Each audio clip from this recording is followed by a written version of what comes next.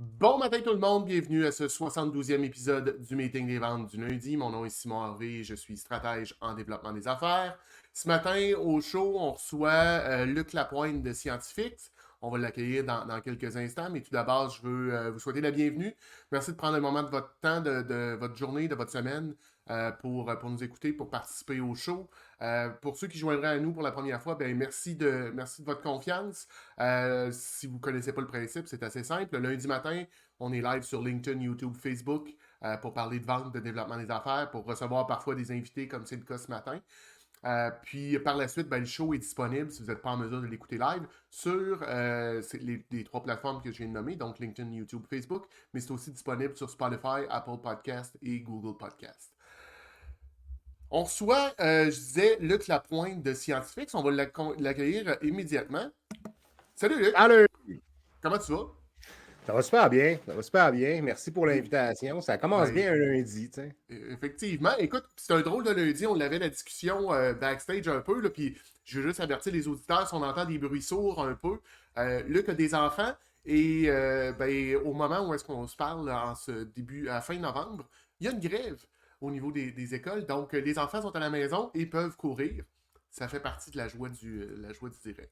Ouais, c'est comme on disait tantôt en backstage, on a l'impression d'en revenir un peu comme dans le temps de la pandémie, là, tu sais, avec les enfants à la maison.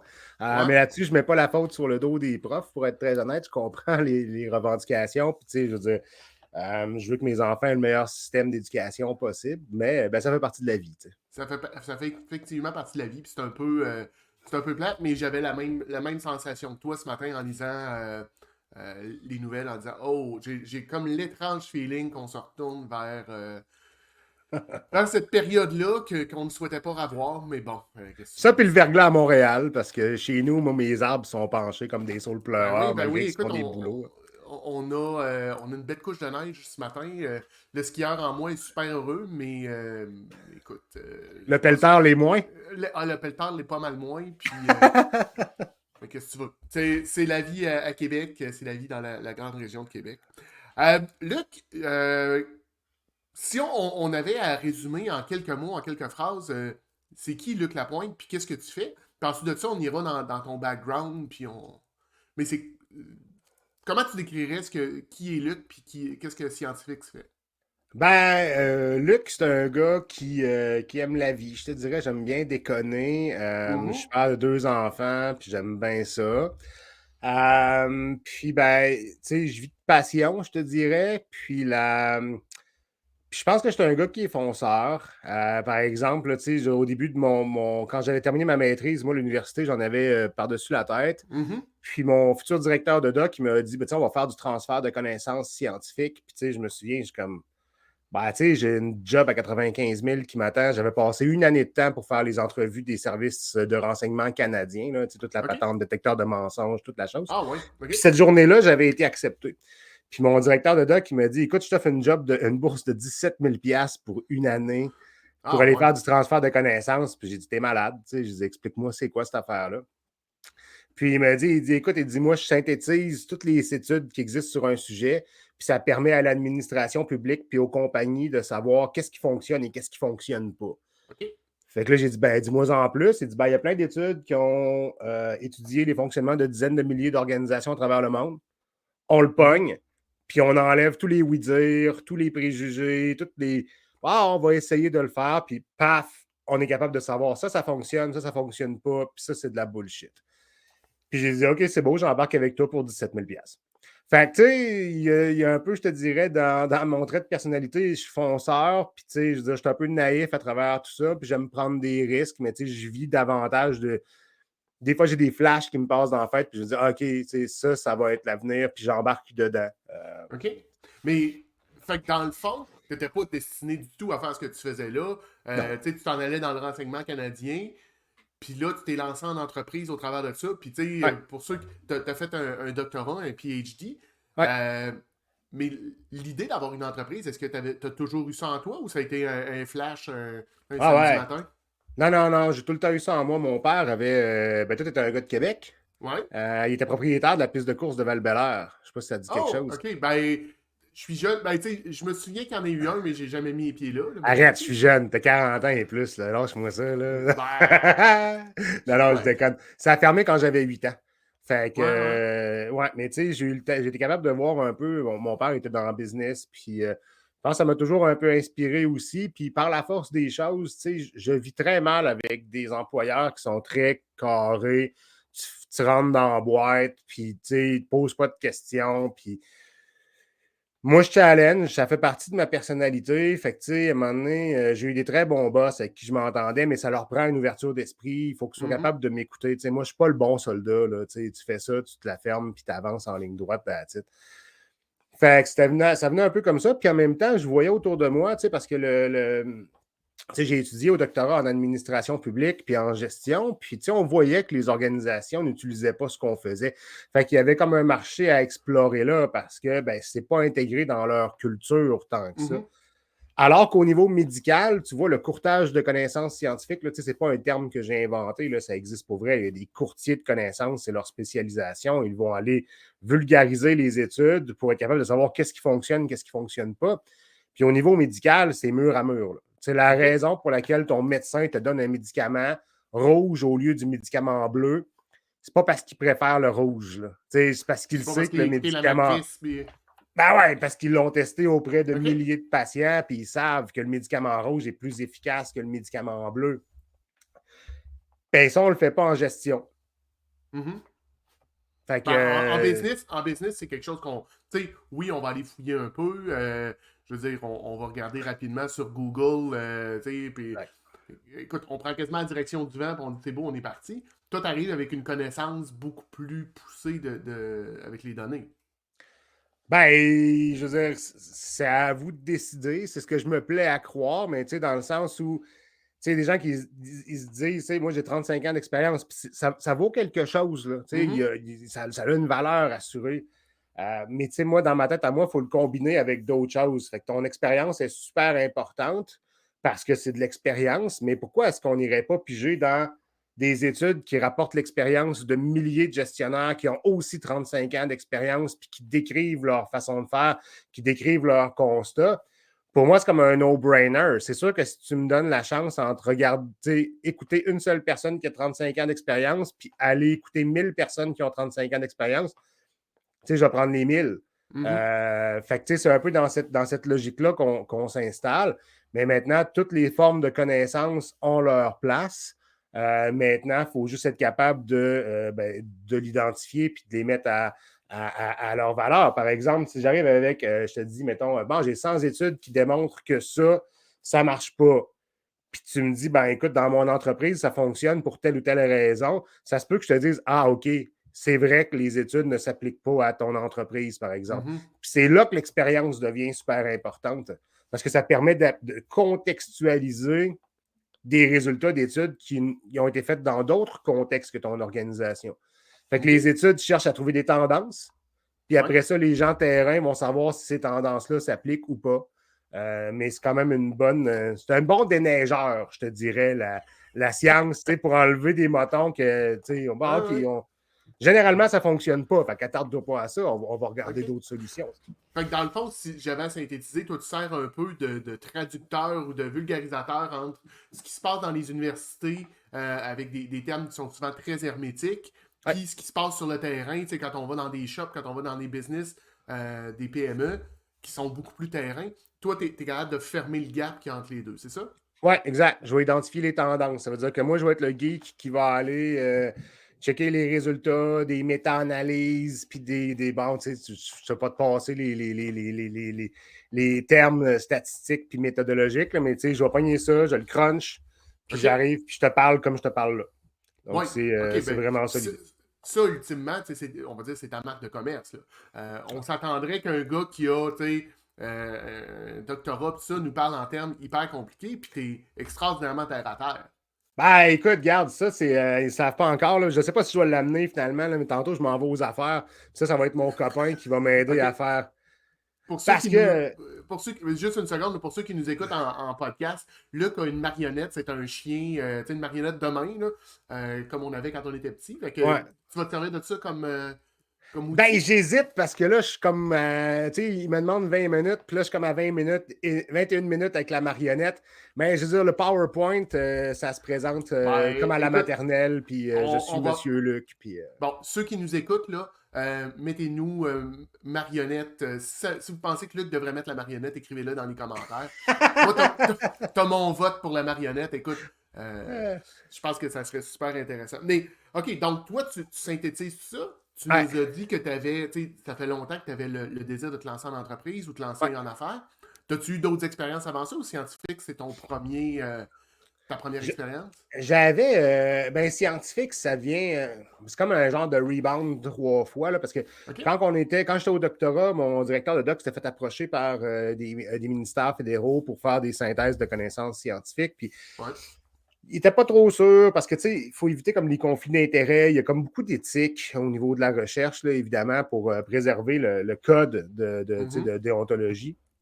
Et fait que là, il était pas trop sûr. Puis moi, j'étais comme, ah, go, go, go, tu sais, on va le faire, on va être capable. Fait que finalement, on s'est comme un peu lancé là-dedans. J'ai comme goûté début 2004, là, tu sais, à ce que ça pouvait avoir de l'air de chercher des contrats, de répondre aux besoins des clients. Euh, Puis après ça, j'ai eu une autre start-up qu'on a essayé, c'était avec un de mes buddies, on était dans le sous-sol, puis tu sais, on a abandonné l'idée parce qu'on n'avait pas, on voulait comme pas emprunter 200 000 $ pour créer un OK. logiciel. Fait que là, on courait après des développeurs gratis, tu sais, qui voulaient s'intégrer dans le business, puis les développeurs, ils sortaient même pas, ils n'avaient même pas fini leur cours de deck, tu sais, qui avaient des jobs à 80 000 $, Ouais. là, tu sais, fait qu'on se les faisait arracher. Puis c'est ça, on a fait ça pendant 1 an de temps. Puis l'objectif, c'était un logiciel, c'était de développer un logiciel de rétention de la mémoire des organisations, tu sais, pour les départs en congé de maternité, pour la Mhm. retraite, etc. Ben, les organisations, elles perdent de l'information, puis on voulait créer un système d'archivage. Donc, on a fait ça pendant 1 an ou 2. Puis après ça, ben là, j'ai terminé mon doc, j'ai fait un post-doctorat, puis là, Ah ouais, OK. j'étais fin prêt là, à me partir en affaires. J'avais les connaissances nécessaires pour le faire, mais je n'avais pas les connaissances nécessaires pour les affaires. Mhm. Fait que ça a été un crash course, je te dirais. Ouais. Ah ouais? Puis, Ben, comment tu t'y es pris pour te lancer à ce moment-là si tu n'avais pas.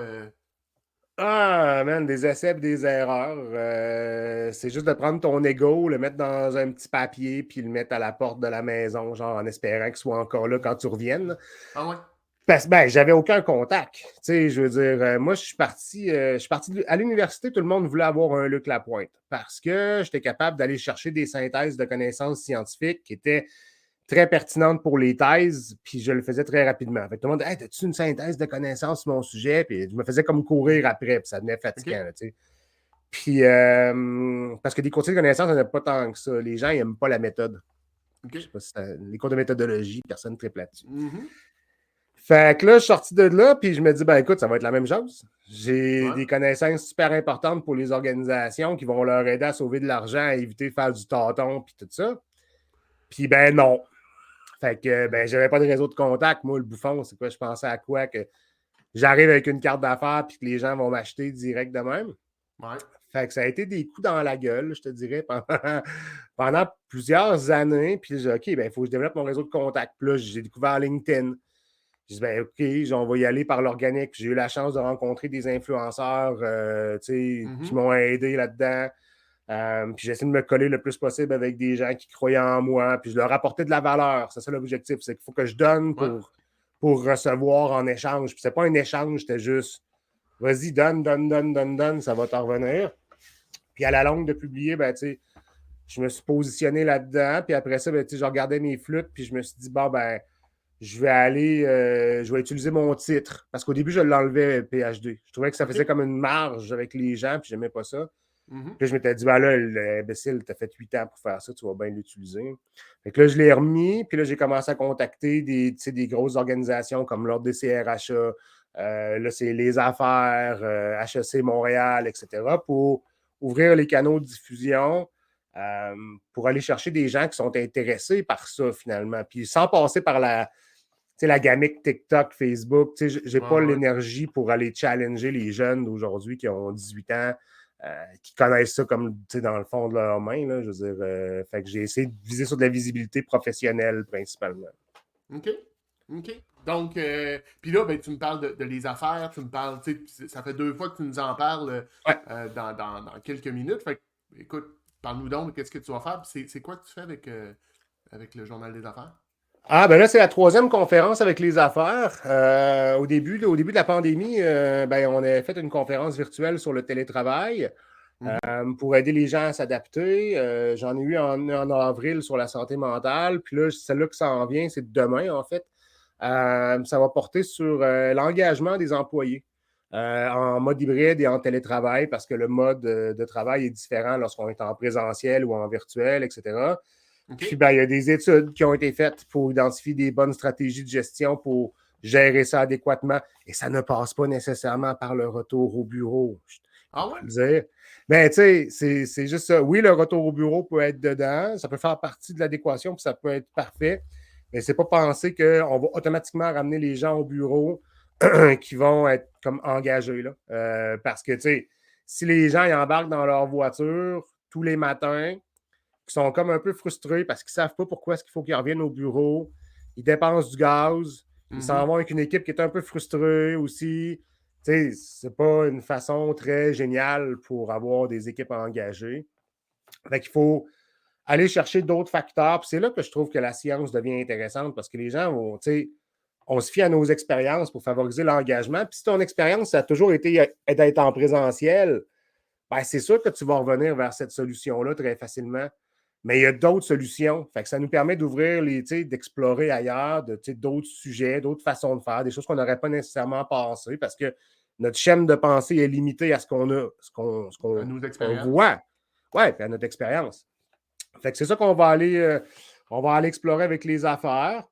Puis ben là, tu vois, il y avait un article aussi la semaine passée, précisément sur le sujet, sur l'engagement des employés en mode hybride qui a été publié dans les affaires. Ben, c'est moi qui l'ai fait avec Eva Milico. Puis c'est ça. Donc, c'est vraiment des situations un peu win-win. Là, eux autres, ils ont un conférencier. Moi, j'ai de la visibilité. Puis la dernière fois que j'ai participé à les affaires en avril, tu vois, ça m'a ouvert, ben, ça m'a donné un contrat. OK.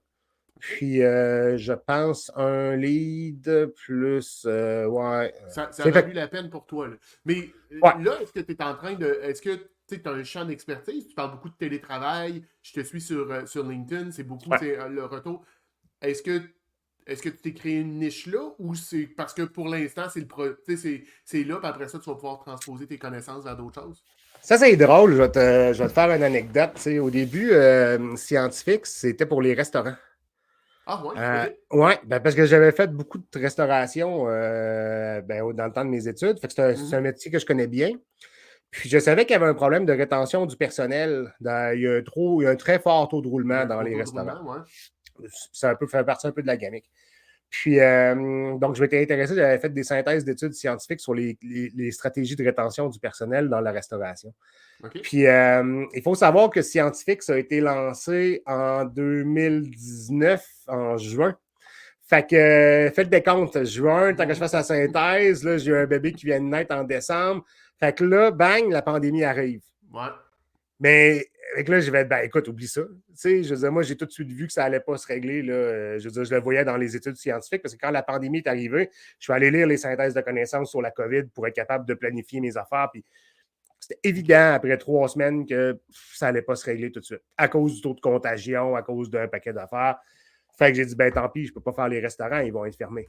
Euh, OK. C'était évident. Fait que là, ben, qu'est-ce qui restait? Tout le monde partait en télétravail. Fait que je dis, on va sauter sur le sujet du télétravail. Fait que là, j'ai lu des synthèses de connaissances scientifiques sur le télétravail. J'en avais déjà fait aussi parce que je travaillais dans les laboratoires en sciences sociales. Mhm. Souvent, on peut travailler à distance. Fait que ça venait comme le sujet d'actualité. Fait que OK. c'est devenu le télétravail. Mais on peut l'appliquer à plein d'autres choses. Tu vois, là, je suis en train de regarder pour le leadership. Je regarde pour du marketing aussi. Peut-être OK. des niches qui sont plus payantes parce que là, tu sais, quand tu commences à parler avec des gens en leur parlant de pourcentage de vente, d'amélioration, etc., c'est très chiffré, c'est très marketing, c'est très valeur ajoutée dans tes dents. Fait Ouais. que, tu sais, c'est peut-être plus facile à vendre que d'arriver avec des résultats un peu flous comme l'engagement. Tu vois. Ouais, ben, en fait, là, tu parles de la différence entre du qualitatif et du quantitatif. Exact. Présentement, ce que tu mets de l'avant, c'est beaucoup du qualitatif, excuse-moi. Exact. Donc, les gens, les décideurs, les employeurs Oui, OK, mais je peux pas le mesurer dans. Tu sais, je peux pas faire mes états financiers à la fin de l'année puis le voir directement. Il va y avoir une corrélation, mais tandis que si tu m'arrives avec une étude, il y a plus de chances que je puisse le voir. C'est ça? Ben, c'est ça. Tu sais, si je te dis, écoute, si tu utilises mettons, mon roadmap de marketing, blablabla, les études prédisent que tu vas augmenter tes ventes de 7,5%. Ben là, la personne, si elle est bonne en maths, elle va se dire, bon, je fais 100 000, 7,5%. Bon, tu comprends la Ouais. patente, là, tu sais. Fait que c'est plus facile pour eux autres de justifier qu'ils vont mettre 3 000 4 000 piastres, mettons, dans un produit. Mais, tu sais, j'ai le choix entre ça ou bien accepter le fait que je vais travailler avec des gens qui sont innovants, qui ont les mêmes valeurs que moi, puis qui ne sont pas juste là pour l'argent, mettons, parce qu'ils Mhm. vont vouloir, par exemple, favoriser l'engagement du personnel parce qu'ils ont des valeurs humaines, humanistes, etc., qui vont vouloir mettre ça de l'avant, puis ça existe encore. Ce n'est pas Oui. tout le monde qui gère avec un Ben, document Excel ouvert. je te dirais, moi, ce que je commence à voir de plus en plus, là, peut-être que, tu sais, puis il y a peut-être un biais de cognitif autour de ça, mais les gens de qui je m'entoure, mais tu sais, j'ai fait affaire avec des entreprises, on va dire des entreprises d'économie sociale, des choses comme ça. Puis il y en a beaucoup du côté humain. Tu sais, la semaine dernière, j'étais voyons, parce que je veux le dire à Lévis, là. En tout cas, un événement à Lévis, puis j'ai croisé Marie-Joëlle de la Tresca, qui est la table régionale d'économie sociale de Chaudière-Appalaches. Tu sais, OK. j'avais déjà eu des discussions avec eux autres, puis on rit toujours quand on se croise, parce que, tu sais, quand tu parles d'économie sociale, les gens pensent que, tu sais, c'est des gauchistes qui prennent une douche une fois par mois. Puis à l'autre bout du spectre, moi, comme entrepreneur, je suis vu comme un hyper-capitaliste de droite qui Ouais. vendrait sa mère. Ben ça, c'est Alors vrai, que par exemple, quand même. je vendrais pas ma mère. Peut-être ma belle, peut-être ma belle-mère, mais ça, c'est une autre histoire. Ouais, Hein? ouais. Mais, tu sais, sérieusement, puis on se retrouve, les deux, là, eux et moi, on se retrouve quelque part dans le milieu beaucoup plus centriste. Fait qu'il y en a des entreprises qui sont de ce côté-là. Oui, absolument. Puis, tu sais, v'là 2 semaines, j'ai fait deux conférences pour, écoute, des ministères québécois, quand même d'importance. Ils sont marqués sur mon site web, regarde, c'est le ministère de l'Économie puis le ministère de l'Enseignement supérieur. Puis, tu sais, ces gens-là, ils ont à cœur, oui, le bon fonctionnement de l'organisation. Puis, tu sais, c'est 2 conférences différentes. Il y en a une, OK? c'était une conférence sur l'hyperconnectivité. Donc, comment ça, est-ce qu'on gère mal nos moyens de communication? Quel impact est-ce que ça peut avoir sur notre travail, notre façon de fonctionner? Ça a des impacts négatifs. Par exemple, il y a des gens qui sortent de leur journée complètement brûlés. Il y a Mhm. des gens qui sont constamment interrompus, sont incapables de fonctionner, sont incapables de perfectionner, d'offrir d'être efficace finalement, de la productivité. OK? Puis ça a des impacts sur le travail. Puis d'un autre côté, fait que ça, tu pourrais facilement le vendre à des gens qui veulent améliorer la productivité de leur organisation. Parce qu'on améliore le fonctionnement. Puis d'un autre côté, ben, il y en a un autre ministère qui m'a contacté pour offrir des formations sur l'engagement, en espérant favoriser des saines relations de travail, que ça soit mieux pour les gens. Puis encore une fois, il y a de la productivité là-dedans, mais il y a aussi beaucoup plus la question de l'expérience employée. OK? Fait que, tu sais, c'est malléable de différentes façons. Puis, ben, c'est ça. Là, je me souviens plus pourquoi est-ce qu'on parlait de ça. Avant, on parlait de Ben, qualitatif, quantitatif. Là, mais... mais tu sais, je t'écoute depuis tantôt, puis moi, je vois un fil conducteur entre tout ce que tu me parles. Tu sais, au centre de ce que tu fais, toi, c'est toujours l'humain, là. Tout le Tu sais, temps. c'est toujours l'humain, parce que tu pourrais faire des études scientifiques sur l'utilisation des machines, l'utilisation de... Tu sais, mais c'est toujours tourné vers l'humain. Tout le temps. Tout le temps. Puis ça a été le départ. Moi, écoute, regarde, tu vas voir la patente. Là. En 2001, peut-être avant, je me souviens plus, j'étais parti au Pérou. Après ça, je suis parti en Équateur. J'ai fait comme plusieurs voyages dans des Mhm. pays qui sont considérés comme étant défavorisés. Puis vraiment, moi, ça m'a marqué quand j'ai vu des gens qui étaient à terre, tu sais, des enfants qui n'étaient pas à l'école, qui mangeaient de la misère, pour être très honnête. Puis au début, tu sais, moi, je n'étais pas supposé d'aller à l'université, pour être honnête. Je suis rentré aux adultes. Là, il me manquait des cours. Il a fallu que je fasse une année de cours compensatoire, puis toute la patente. OK? Je faisais une faute au DIMO. Mes profs capotaient. Mes copies étaient rouges de faute. Puis, mais Là, j'avais t'es en train de décidé. me... Excuse-moi, là, 2 secondes, je mets un time-out. T'es en train de me dire Ouais, qu'un gars qui a... Donc, si je comprends, t'avais pas tout à fait ton diplôme secondaire. j'avais mon Puis, diplôme de secondaire, ouais, mais j'avais décroché au cégep. OK. Puis un gars qui décroche dans son parcours finit avec un doctorat. Ouais, OK? c'est ça. C'est super intéressant. C'est Ouais, super c'est ça. intéressant. J'avais décroché au cégep, j'étais allé au cégep, puis écoute, il y avait un gars qui m'avait fait fumer du pot la première fois de ma vie. Puis ça n'avait pas bien été, cette session-là. J'avais tout sacré ça là. Je me reconnaissais pas là-dedans dans Uh-huh. cette. J'ai toujours été un petit gars tranquille. Puis là, il y a des chums qui m'ont dit, on va aller au Pérou, là, ça va te déniaiser. Puis je dis, OK, c'est beau. Il dit, il va falloir que tu apprennes l'espagnol. Je dis, OK, je vais apprendre l'espagnol. Fait que là, j'avais comme suivi un cours d'espagnol. Fait que je commençais à connaître un peu ça. Fait que là, on est allé là-bas. Là, j'ai vu de la misère humaine, etc. Là, j'ai vraiment. Je trouvais que c'était une expérience de vie qui me valait plus que le cégep. Fait que je suis retourné en Équateur tout seul. Pour ça, j'ai fait d'autres voyages tout seul. Je voyageais pas mal tout seul pour apprendre des langues et connaître les gens. Puis l'objectif de tout ça, en fait, c'était de revenir à l'université puis d'aller faire un cours de journalisme international parce que moi, je voulais devenir journaliste de guerre ou journaliste dans des pays qui étaient pour montrer ça aux gens. OK. Parce que je trouvais que ça n'avait pas de bon sens. Tu sais, quand tu reviens du Pérou, tu rentres dans un Tim Hortons puis tu as comme genre 2 millions de beignes à choisir. Ça fait comme ça. Ah, je sais pas. C'était un gros choc culturel. Fait que là, je suis rentré à l'université, j'ai fait, j'en ai bavé solide. Puis après ça, ben là, le 11 septembre est arrivé pas mal dans ces années-là, là, tu sais. Puis là, OK, je voyais les conséquences de tout ça. Il y a eu plusieurs attentats importants. Fait que je suis allé en sécurité nationale à la maîtrise. Concentration sur le terrorisme, toujours dans l'objectif de comprendre les humains. Fait que, tu sais, l'aspect humain a toujours été fondamental. Puis après ça, c'est la sécurité nationale parce qu'on voulait, tu sais, je voulais défendre les valeurs de la démocratie, défendre les gens qui étaient là. Puis je trouvais qu'il y avait beaucoup. Puis après ça, ben, le transfert de connaissances, c'était exactement la même chose. C'est comment faire en sorte qu'on va être capable d'avoir des politiques qui vont changer la façon de gérer nos sociétés. Parce que j'ai été inspiré par la première, c'était la conseillère scientifique de Barack Obama.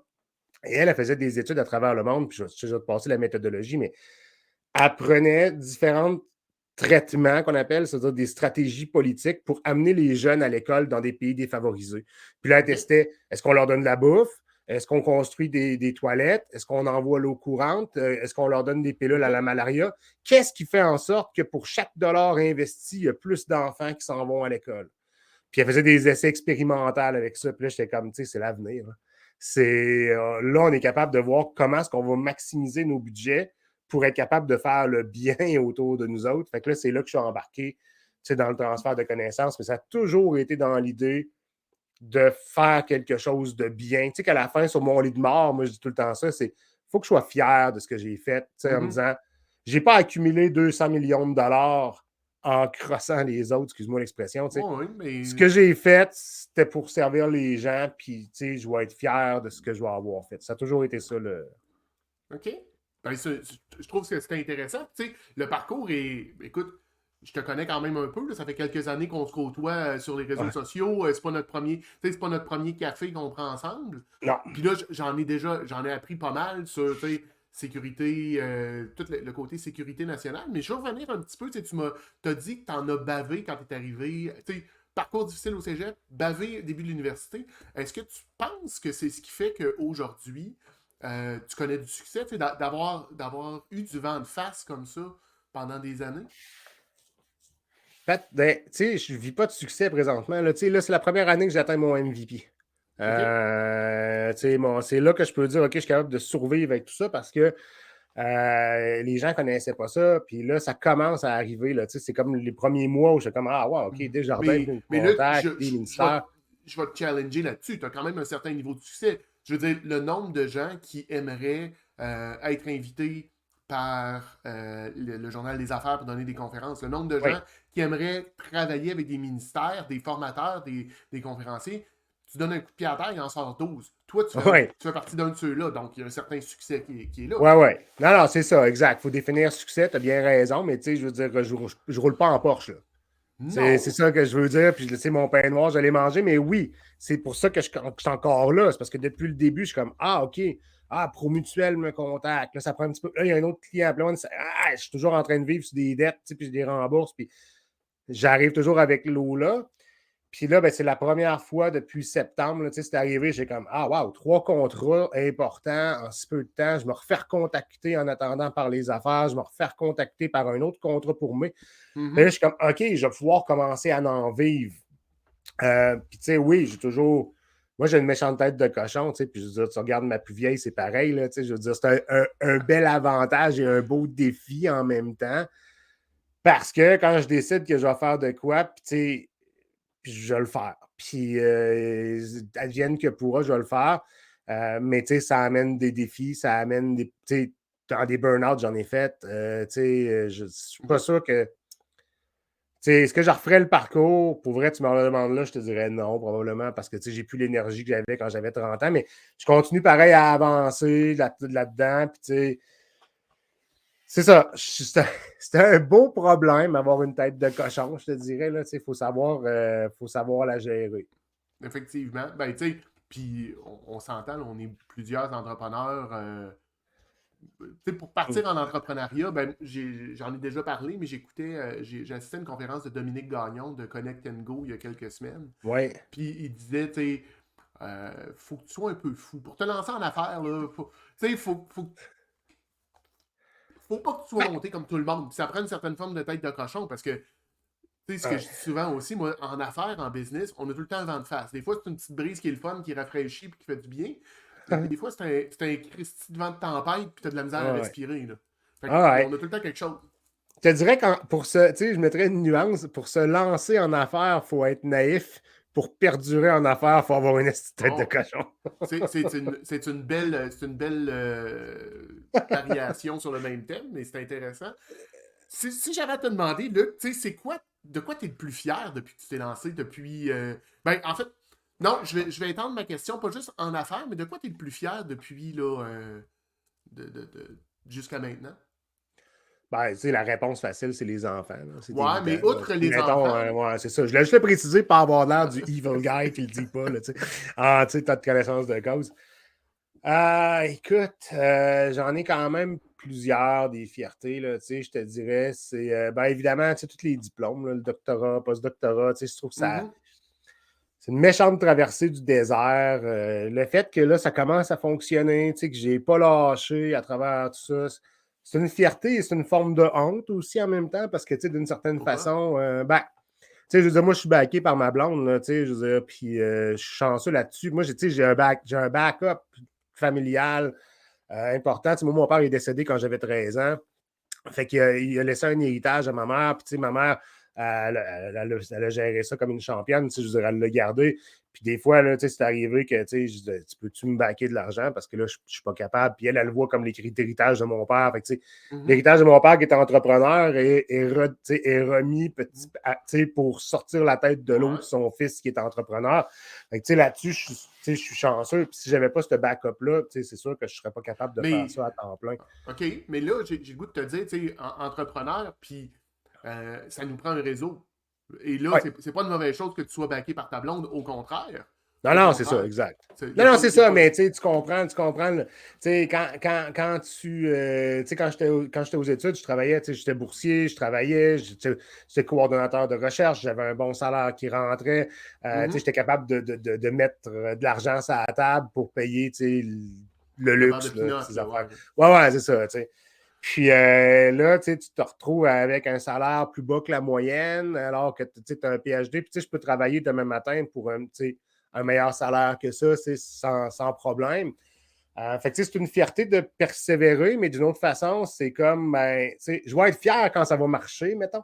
Puis là, Mhm. présentement, ben, tu sais, quand ça va partir de Noël, puis tu sais, tes oncles puis tes tantes qui disent, puis ça Mhm. marche-tu? C'est comme, ouais, mieux qu'hier, moins Moins que bien que demain. demain, mettons. Là, puis tu ne veux pas Mais trop tu dire sais, tes chiffres parce que là, tu es dans une génération qui a 70 ans, puis le gars, normalement, c'est lui qui ramène l'argent à la maison, puis là, ben, c'est ça. Mais moi, c'est. je vis bien avec ça, mais c'est ça. Il y a du Mais tu sais, jugement qui vient.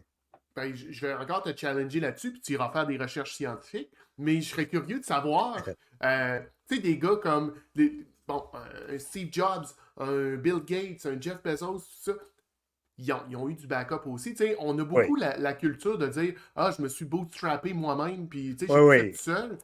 Mais écoute, se bâtir tout seul comme entrepreneur, moi, j'ai de la misère à y croire. J'ai vraiment de la Ah. misère à y croire. Ouais, ouais, tu sais, moi, je suis d'accord avec toi, puis tu sais, je déteste les histoires de.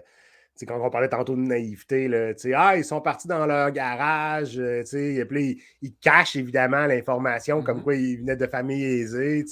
Puis là, ben, viens dans mon programme, lance-toi dans mon garage. Puis là, ils vendent du rêve à des gens qui sont un peu naïfs, qui veulent Ouais. changer de monde. Puis, bah, je trouve ça dommage. Fait que, moi non plus, oui, il y en a des self-made men, mais je veux dire, en science, on appelle ça un billet de sélection. Là, je veux dire, Mhm. je peux aller te trouver une tortue blanche, là. Je vais te la trouver, là, je vais te la montrer, mais ça ne veut pas dire que toutes les tortues sont blanches. Là, je veux dire, Ça veut. je vais te pogner une tortue albinos. C'est pas la démonstration que les tortues sont blanches. C'est juste que je l'ai Non. choisi, j'ai fait du cherry picking. C'est pas honteux, au contraire. Je pense que ça fait partie de. Il faut que tu le planifies. Ouais. Ça fait partie de ta planification initiale. Je vais me lancer en affaires. Est-ce que je vais avoir du backup? Est-ce que je vais avoir. Quels sont mes plans de rentrée d'argent si ça ne fonctionne pas comme je veux? C'est quoi mon plan B? Moi, j'ai toujours occupé à ça beaucoup. Puis, ma plus grande fierté, c'est d'être parti de rien. Mhm. En termes de. Moi, je suis sorti de l'université, j'avais aucun réseau de contact. Je suis Ouais. rentré sur LinkedIn, puis là, j'avais comme aucun contact. Puis là, je me suis dit, il faut que je crée quelque chose. J'ai été capable de faire quelque chose quand même. Je ne suis pas un grand influenceur. Là, c'est juste que je suis capable, j'ai ma crowd. Mhm. J'ai des gens, je sais que des membres de direction qui sont là autour de moi, qui lisent ce que je fais, qui me contactent, qui me suivent, des fois sont silent. Mais à un Bon, moment donné, ils me disent ben, hey, ça fait 1 an et demi que je te suis, puis j'aimerais ça avoir de quoi, je j'aime trouve ça ça. Ben, pertinent. mais tu sais, si on avait à partager quelque chose sur LinkedIn, je te dirais, c'est ça. Là. Les gens pensent que tu sais, tout le monde va voir. Sur LinkedIn, c'est une majorité silencieuse, une minorité qui fait du bruit. Je veux dire, Absolument. on est quelques-uns à publier, à commenter, tout ça, mais la majorité des gens, moi, le nombre de fois que je vais prendre un café, je vais jaser avec un de mes chums. Écoute, moi, il y a un de mes chums d'université, là, on ne le voit jamais sur LinkedIn, mais il sait tout ce que je fais. Puis je vais prendre un Oui, café avec, là, puis il dit Hey Simon, c'est bon, telle affaire, j'ai aimé ça. Puis tu le vois pas, là. Jamais, jamais, non, jamais. non, Fait que, c'est ça. c'est- si j'avais à te demander, c'est quoi le conseil que tu passerais? T'sais, on a des jeunes entrepreneurs ou des entrepreneurs qui ont quelques années d'expérience, mais qui ont. Ce serait quoi la chose que tu leur dirais de faire? Ça dépend de l'angle de la question, mais si, mettons, les gens qui se lancent en affaires, moi, la première chose que je leur dirais, c'est va checker les programmes gouvernementaux pour te financer. Là. Celle-là, OK? je le dis jamais assez, mais la mesure STA, je pense que je te l'avais Ouais. conseillé à toi, puis ça t'avait bien servi. C'est soutien travailleurs autonomes, ça te donne un. Il faut juste faire de la Ça donne un coup de recherche. main. Là. Ah ouais, ça te donne un salaire minimum à 35 heures par semaine pendant 50 semaines. Puis si tu fais des ventes, ils ne te le déduisent pas sur ça. Je veux dire, c'est Mhm. génial, c'est une fois à vie. Il faut juste faire des recherches. Moi, j'en reviens tout le temps là-dedans. Des fois, ça me fait capoter. Les gens, ils disent des choses, puis il n'y a pas de recherche derrière, ou ils pensent, ils planifient quelque chose sans trop faire de recherche, alors que, il y a plein d'informations disponibles. Au lieu de se fier toujours à son instinct, allez-vous, quand c'est des situations qui sont importantes, si je me lance en affaires, on s'entend-tu que c'est une décision importante? C'est pas quelque chose que tu ne fais pas ça sur un coup de tête. Fait que, Mhm. faites vos recherches, allez vous inspirer, validez vos informations. N'hésitez pas à aller contacter les organisations gouvernementales pour vous aider. Ils mettent plein de ressources à votre disposition pour vous faire un plan d'affaires. Les centres de développement sont là. Puis je trouve qu'on ne les Mhm. mobilise pas assez. Puis les gens, ils font comme ah, c'est un gut feeling, ça va y aller, je vais être capable de le faire. Puis, On mobilisez vos vient ressources. il y a une belle naïveté, il y a souvent une belle naïveté en se lançant en Ouais. affaires. Puis malheureusement, les programmes qui existent, je parlais avec quelqu'un la semaine dernière qui est spécialisé, elle, au niveau du financement dans les organisations. Je disais, ben, c'est plate, là. Mais on le sait, moi, je ne sais pas c'est quoi les programmes qui existent. Puis mes clients ne le savent pas, les programmes qui existent. Ouais. On se perd facilement dans les dédales. La maison des fous d'Astérix, là, il y a bien des fois, j'ai l'impression que je suis là-dedans. Ouais, ouais, mais si vous allez au centre local de développement, ils vont vous aider. Mhm.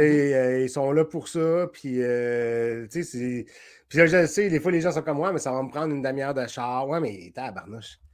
Hey, t'es là pour te lancer en affaires. Je veux dire, on s'entend-tu qu'une demi-heure de char pour mettre ta business à la track, c'est pas Ouais, c'est si. ça. OK, ben, Ouais, c'est tu sais, ça. c'est intéressant. Ce que j'entends de ce que tu me dis, c'est que tu entends souvent aussi les gens veulent du résultat rapide, mais ils veulent pas mettre les efforts. Puis je reviens à ton exemple de toi, tes amis, ils étaient forts. Tu t'es battu, ton bac, ta maîtrise, ton doc, ton postdoc, pour te rendre là, t'en as eu du vent de face. T'as pas peur Ouais, de ouais. retrousser les manches. Un peu, mettons. Un peu. Ouais, c'est ça. Tu sais, c'est rare les gens qui vont partir une business puis la première année vont faire 1 million. Là. Tu sais, je veux dire, on appelle ça la vallée de la mort. Puis ça, on Mhm. l'oublie. Là. Tu sais, c'est 5 ans à Ouais. manger ton pain noir, puis 90% des gens ne sortiront pas du désert. Mm. Ça, c'est la vallée de la mort, tu sais, the Valley of Death qu'on appelle. Puis Mm. c'est très, très d'actualité. Tu sais, je pense que tu étais avec moi sur le podcast de Réseau-moi ça dans le temps. On avait le dragon, là, son nom m'échappe. Là. Euh, Beauchemin. ça se peut. Ça se peut, j'étais Puis là. lui avait fait comme. Ben, moi, j'étais chanceux, on parlait avec en background après. Puis, il dit, tu sais, moi, j'étais chanceux, j'ai comme fait. Je me souviens plus comment il avait fait d'argent la première année, mais tu sais, il dit, j'ai été chanceux. Là, tu sais, c'était un coup de circuit couplé avec de la compétence, puis un petit peu de chance, puis un petit vent de côté. Là, tu sais. Mhm. Puis, mais c'est rare, ça. Tu Ouais. sais, les premières années, il faut que tu vas être déficitaire. Fait que organise-toi pour avoir un backup tout de suite. Chercher du cash. Ben, en anglais, on dit cash is king. Tu sais, Euh, c'est. Puis les enjeux des PME aujourd'hui, tu le suis sans doute comme moi, c'est l'enjeu de cash flow. Là, puis ce qui s'en vient dans les prochaines semaines, prochains mois, c'est pas c'est purement du cash flow. Le problème est directement relié au cash flow. Ah ouais, ben Hein. absolument. Puis la peur d'une récession. Puis, tu sais, ça me fait rire. Tu sais, c'est juste te dire des fois comment est-ce que le comportement humain a un impact plus important quasiment que l'argent. Là. C'est quoi son nom? C'est un astronome. Écoute, ça va m'en revenir. Puis c'est l'année 1700 quelque. Il dit, je suis capable de prédire exactement le mouvement des étoiles dans le ciel, mais je ne suis pas capable de prédire la folie des gens. Puisque ce gars-là, en fait, ce qui est arrivé, c'est qu'il avait tout investi sa fortune à la bourse en pensant qu'il était capable de prédire un peu le comportement à cause de la mathématique. Puis là, il a compris qu'en fait, la bourse, ça n'a pas rapport avec l'argent. Ça a rapport avec la confiance, puis tout l'aspect L'émotion. humain de la patente, puis les émotions. T'sais. Fait que là, on a peur d'une récession, on va voir ce qui va arriver, mais là, le problème, c'est la peur de la récession, puis c'est ça, là. Je veux dire, en sortant de la COVID, moi, je pensais que ça allait être bien pire que ça, mais finalement, écoute, business as usual, là. Ben, tu vois, moi, j'avais prédit même. Moi, je m'étais dit, ça va être un retour aux folles années 20, tu sais, de 1920. Là. Je me suis dit, ça va être un peu comme la période après la Première Guerre mondiale. Les gens vont sortir, le party va pogner, Hein? l'économie va rouler, tout ça. Je dois admettre que je me suis trompé de façon fracassante. Ouais, mais tu sais, moi, je m'attendais à bien pire que ça. Pour être très honnête, avec tout l'argent qui avait été investi, tu sais, là, on le voit, là, les gens, il faut qu'ils payent là, leur prêt. Là, Mhm. ils trouvent ça peut-être moins plaisant. Là. Mais moi, je m'attendais à bien pire que ça, pour être très honnête, parce que tu sais, l'argent avait été investi. Là, les business avaient été. Je pensais que les restaurants, je ne sais même pas comment ils ont fait pour passer au travers. Moi, j'en connais des chums qui sont en restauration, puis tu sais, je veux dire, ça leur coûte une toast là, en Mhm. termes de. Tu sais, la bouffe, puis tout, on leur a fait perdre des stocks importants. Puis moi, tu Ah sais, ouais. j'étais comme, ça va être tough de se relever de ça. Puis finalement, on a une économie qui est quand même relativement forte. Je ne pensais pas que. Oui, on le voit, là. Oui, le panier d'épicerie coûte plus cher. Oui, les taux d'intérêt, etc. Mais moi, je m'attendais à quelque chose de beaucoup plus catastrophique que ça, pour être très honnête. Là. Ben, écoute, puis tu sais, le temps sera le dire. Moi, j'ai l'impression que premier. Puis j'aimerais, honnêtement, là, j'aime pas avoir tort, mais là, j'espère que je vais avoir tort. Euh, je m'attends que début 2024 va être rock'n'roll. Tu C'est. penses? Ben, puis il y a pas très longtemps, j'étais dans un déjeuner d'affaires, puis il y a un planificateur qui nous présentait, tu sais, les courbes et tout et tout. Et là, tu sais, on s'en va vers une récession. Mais il y a deux choses. Il faut savoir, est-ce que ça va être un atterrissage en douceur ou ça va être plus rock'n'roll, mais on s'en va là. Par contre, le bon côté, c'est que la Chine est déjà repartie du côté croissance. Fait que, tu sais, on peut s'attendre à 12 à 18 mois. Fait que, tu sais, ça sera pas une récession qui va durer des années, mais quand même. Ouais, j'ai hâte de voir. Moi, j'ai parlé avec mon gut feeling. Là, j'ai Hmm. aucun data là-dessus. Là, je suis pas en économie. Là. Un gars comme toi qui n'a pas de date. Il doit en avoir quelque part, là, si tu m'obliges à aller chercher. Là. Voilà. Mais non, c'est ça, j'ai hâte de voir, en espérant. Moi, je trouve qu'on est quand même chanceux. Overall, on vit dans un pays qui est très diversifié, dans un pays qui est très riche. Puis, je veux dire, j'ai hâte de voir comment l'économie va se sortir de là. Mais Ouais, tu sais, j'écoutais des analystes économiques tu sais, qui disaient, ben écoute, le problème, en fait, c'est le taux d'intérêt parce que les gens se sont des fois à côté. Puis là, ben, une augmentation de 1% sur une maison à 500 000, je pense que c'était quelque chose comme 7 000 8 000 par année. Fait que, Ah, c'est énorme, là. C'est c'est énorme. ça. C'est ça. Puis, tu l'as dit tantôt, on va à l'épicerie, ben, ton 150 pièces n'achète pas ce qu'il achetait il y a 4-5 ans. Là. On est loin de Non. ça. Puis, ton 100 pièces de gaz, tu vas pas mal moins loin aussi. Là. Ouais. Ouais, effectivement. Non, écoute, l'avenir nous le dira, tu sais. Écoute, Luc, je te dirais que ça fait pas mal le tour de ce que j'avais pour toi. Si les gens voulaient prendre contact avec Luc Lapointe, c'est quoi la meilleure façon de communiquer avec toi? Moi, LinkedIn, là, très facile. Vous pouvez comme un message direct, vous pouvez me répondre. Sinon, ben, il y a mon site web scientifique avec un yx.com.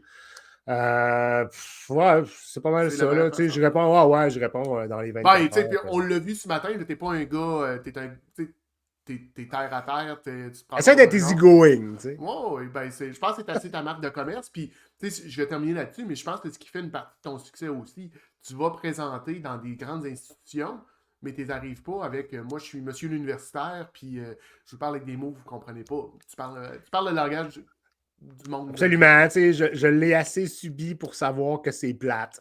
Quand un ton monotone, là, puis je me redresse un peu la cravate, là, puis je Ouais, m'organise pour te trouver des termes que tu comprendras pas pour que tu penses que parce que tu n'es pas t'es un intelligent. crétin parce que moi, je suis full brillant, là, tu sais, c'est ça. Ouais, ouais. Écoute, malheureusement, c'est ce qu'on a souvent comme perception des gens du monde universitaire. Merci de nous Merci à montrer que c'est toi. pas. Ouais, mais merci de nous montrer que c'est pas juste ça, le monde universitaire, qu'on peut s'en servir et que ces ressources-là existent pour des entrepreneurs comme moi, comme les gens qui nous écoutent, de pouvoir se retourner puis d'avoir accès à Oui, ces absolument. données-là. Puis je pense que c'est l'avenir. Tu sais, de plus en plus, on va faire affaire avec des courtiers de connaissances parce que quand tu commences à l'adopter, c'est tough de revenir en arrière. C'est ça Ça donne c'est ça le truc. une belle crédibilité. Good. Ouais. Hey, merci Luc. Puis on se dit à la prochaine. Merci à toi. Bye. Bye bye. C'était Luc Lapointe de Scientifics. On a parlé un peu de son parcours, de qu'est-ce qui l'a amené là. Comme je vous disais, je connais Luc, ça fait déjà quelques années, mais j'en ai appris moi aussi ce matin le fait qu'il avait qu'il passait des entrevues pour le service de renseignement, qu'il avait focusé sur la sécurité internationale.